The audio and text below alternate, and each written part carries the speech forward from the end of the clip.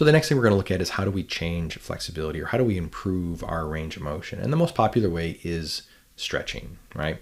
But before we do that, we want to consider that stretching does not equal flexibility. So mobility equals flexibility, but stretching is just one modality to improve flexibility, okay?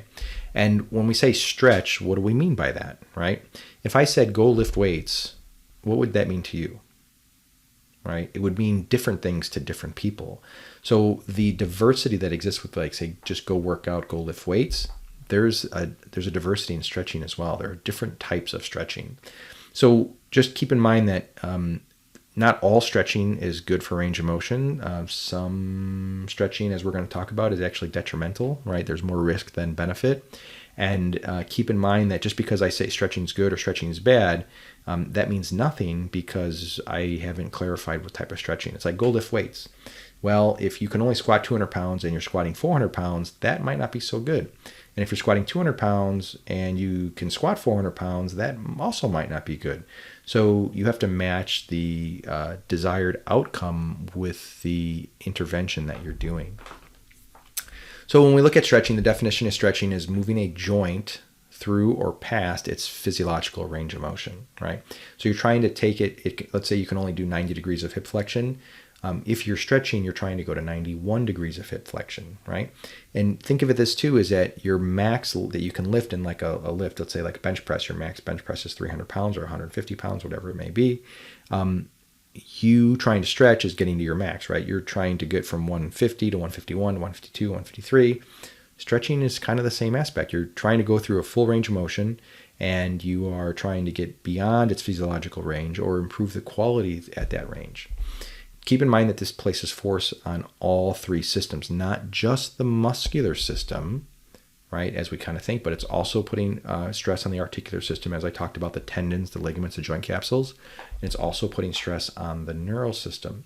So when you put force, if you're looking at movement and you're here and you look at your flexibility or your stretching that you're doing, you're using movement to affect all of these elements of this chain.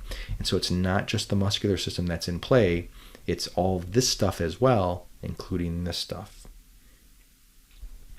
And this is why it's really important to really understand the software versus the hardware, right? Like your browser and your image editors and your games, that's all the software component, and you have your hardware. And when we look at movement, it is a product of both the software, all the signaling that's happening in the motor control, and hardware.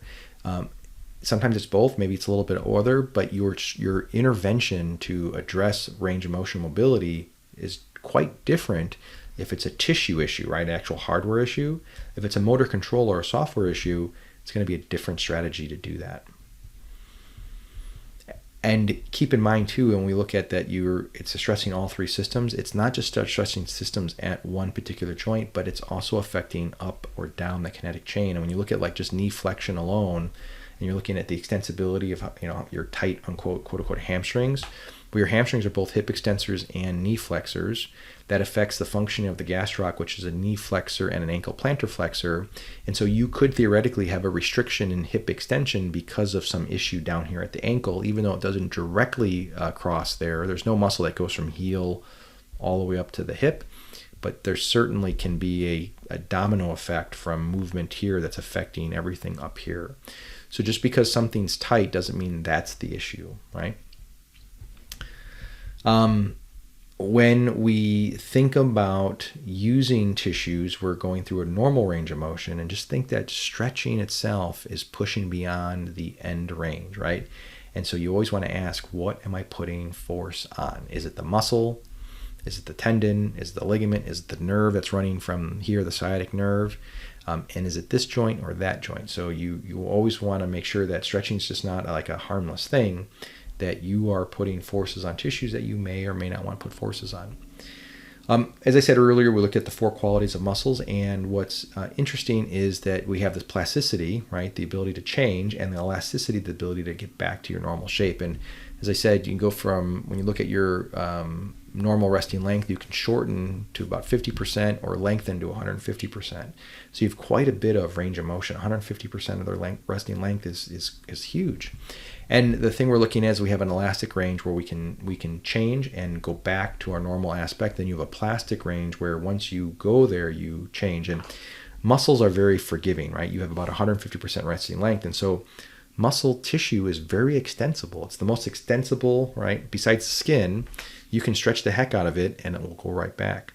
But think about skin. If you stretch it too far, you end up getting like stretch marks, like scar tissue.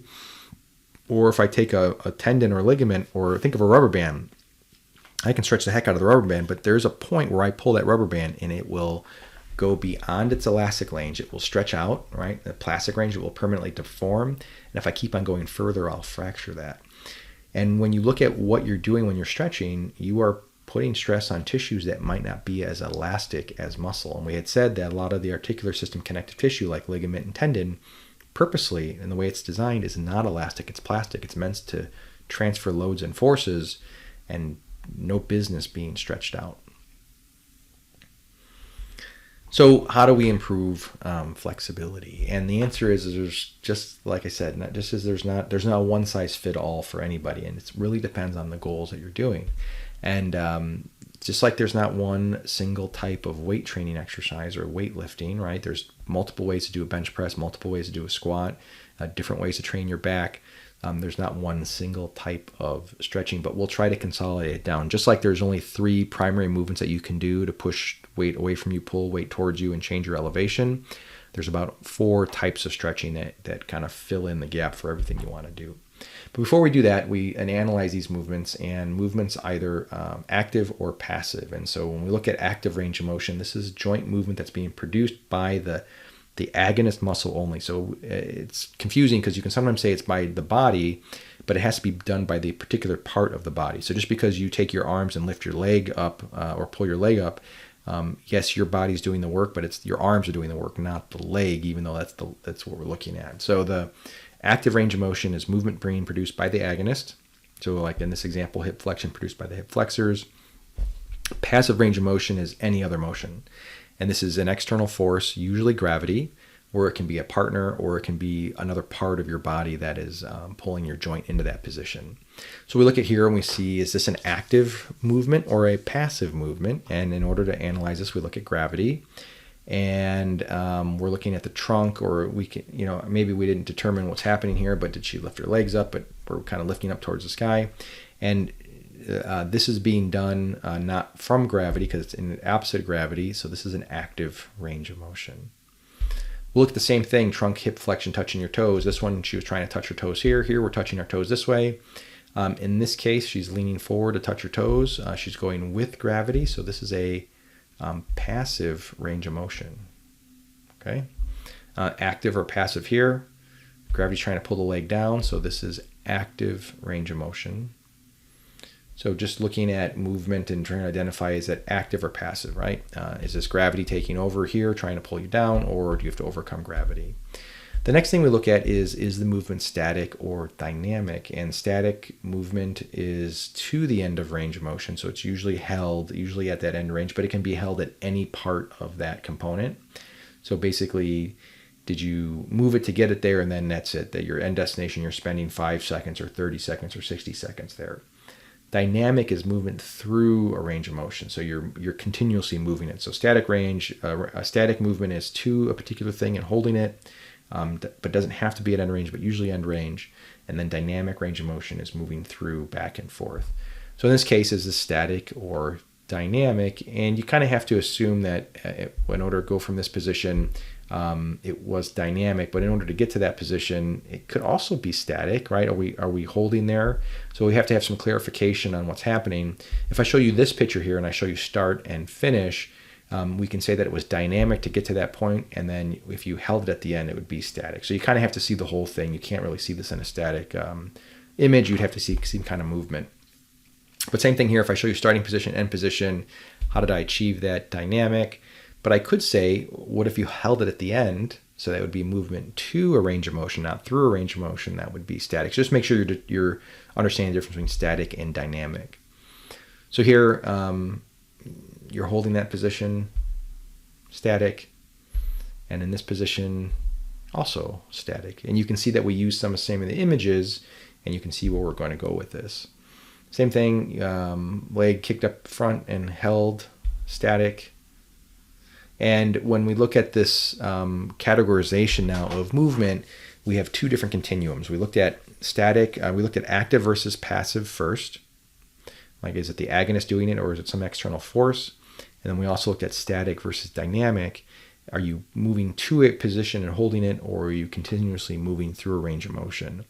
And like I said, the static is the emphasis on the hold. The dynamics, either some kind of controlled movement or ballistic.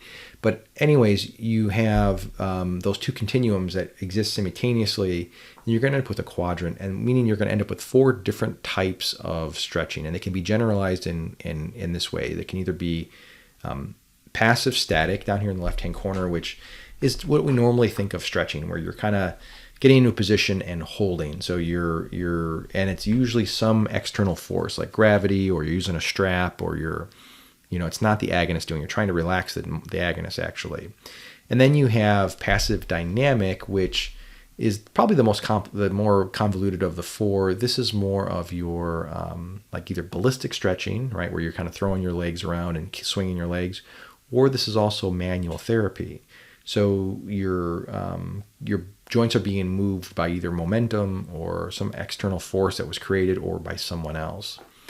The opposite to passive static would be the active dynamic or active static. The active static would be more of the isometric hold. So instead of you trying to touch your toes, you are trying to push your arms through the ground. And we'll show some images that show this, and then active dynamic. So those are your 4 quadrants. So again, it's taking the active versus passive and static versus dynamic and understanding the differences between those two continuums and then combining them together. So we'll look through some examples here. So here you get someone going down, and we already said that this was a passive movement, and we're getting to the end position and holding it. So this is your passive static stretching. So this is your traditional toe touch or hamstring. Same joint action, right? Hip flexion, trunk flexion. But in this case, because gravity is reversed or gravity is down, it's the opposite. This is an active static. So still static because it's a hold at the position, but it's working to a different end of the joint there. So here we said this was dynamic, and in this case it's active. And in this case we said it was static, so this is active static. And here would be more of like an active dynamic, like moving through a range of motion. So you can kind of see the different aspects within these quadrants and these examples of this active static and so forth. And again, your passive static is your traditional stretching, so you're trying to get into a position and hold. Your active static would be your traditional like isometric movements, trying to get into a position and hold it, but it's being done by the agonist, not by some external force.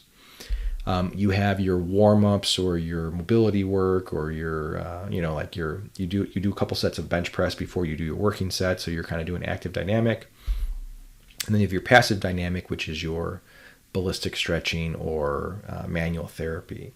So these are the 4 main types of stretching that exist, and in our next lecture or next lab meeting, we'll actually do some of these and go through our process of how do we use these to change our mobility, and how does this fit in within the human movement system.